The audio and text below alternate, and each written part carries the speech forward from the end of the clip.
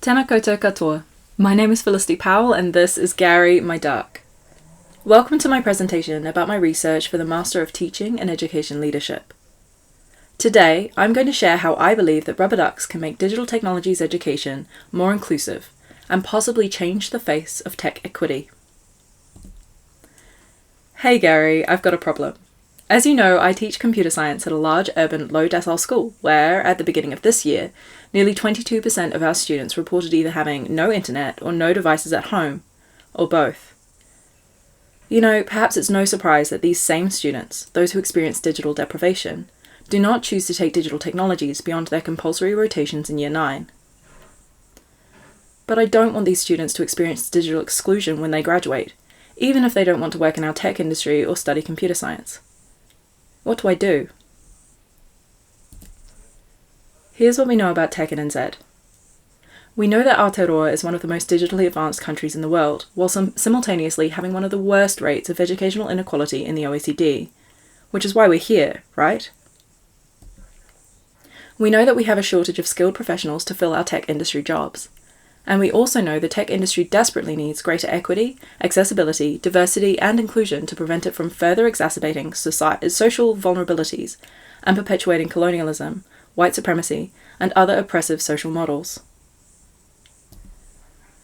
We also know that digital technologies can be an extremely powerful tool to promote, preserve, and develop the cultural capital of Indigenous peoples.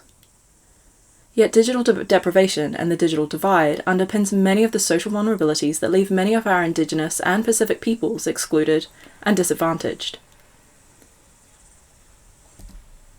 Perhaps, as a computer science teacher, my bias is seeing tech education as a hammer and the digital divide as a nail.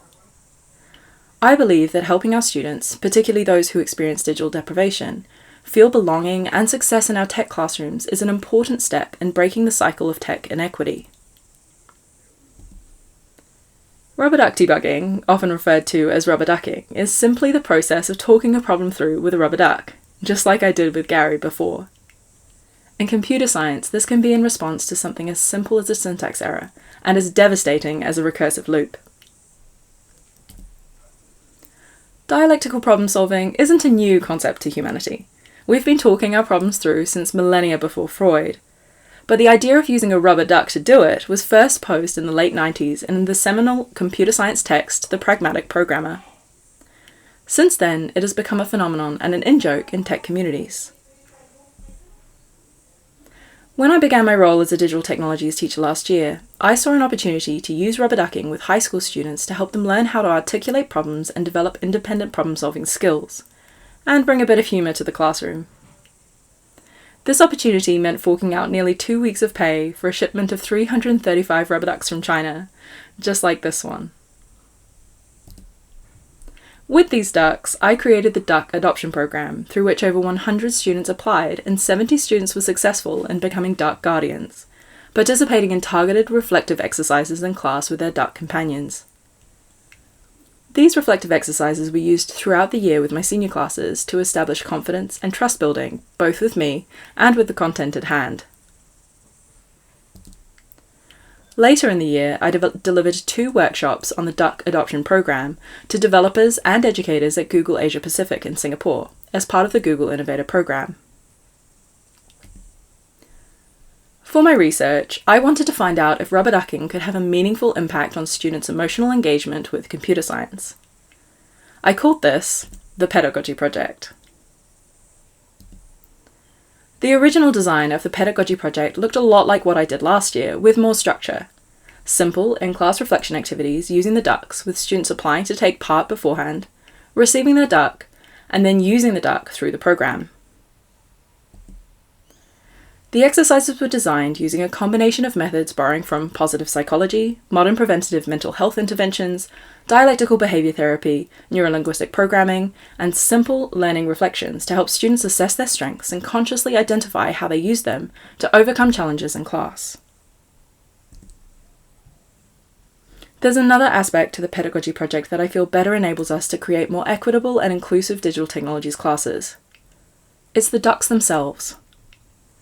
Due to the newness of the digital technologies curriculum, and the shortage of trained and qualified teachers to teach it, we may yet see a lag in the capacity for training teachers to develop the experience and skills in culturally sustaining pedagogies that support the inclusion and emotional engagement of students from digitally deprived backgrounds.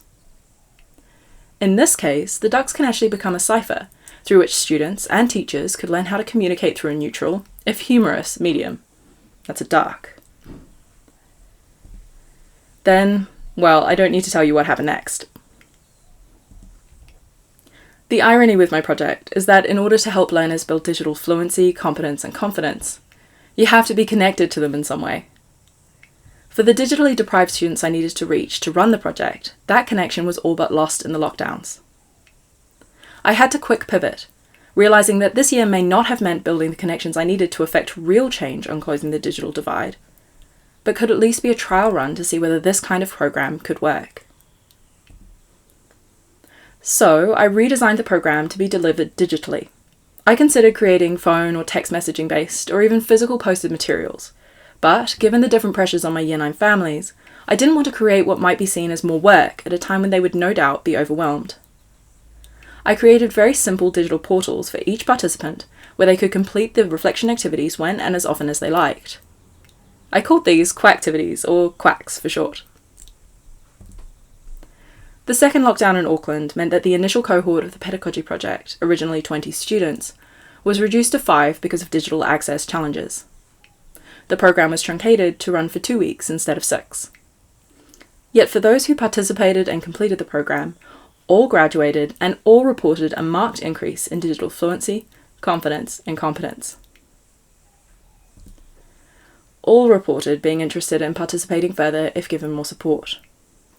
Here's what our graduate Duck Guardians said in focus groups.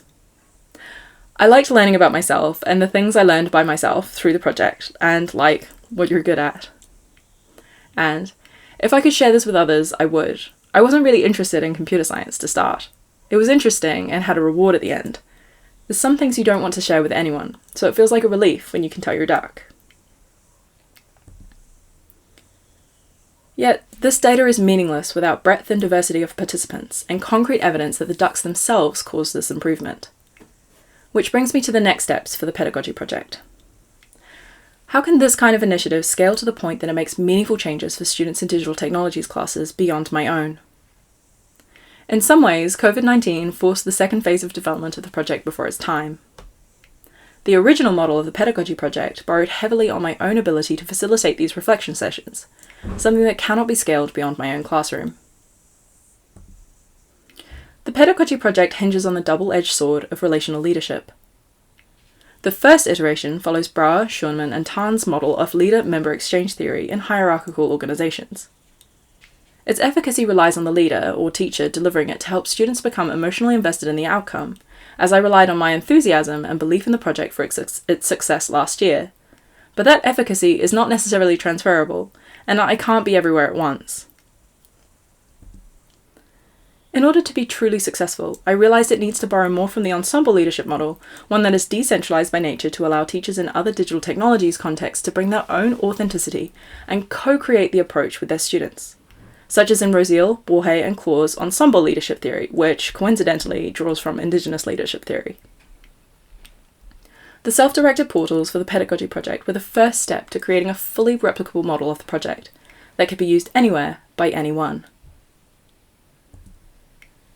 The changes to the project actually give an opportunity to co-construct the reflection activities with participants, as they choose how they participate in the Duck project and determine their own focus over the program.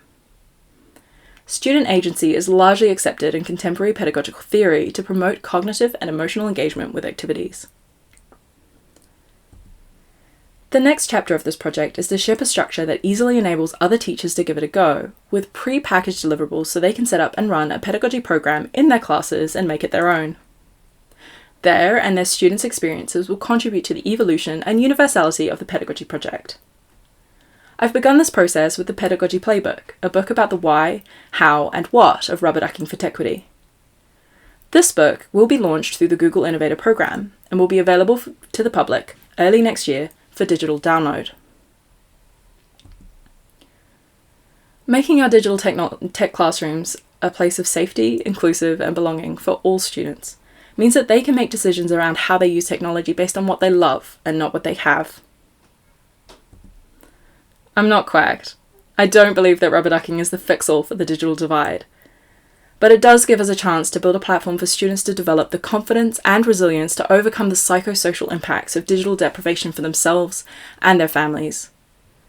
It is something that can be done right here, right now, without prohibitive financial or political investment. It's as easy as talking to Gary. No quacks, just hacks. Ngā mihi kia koutou. Thank you for your time.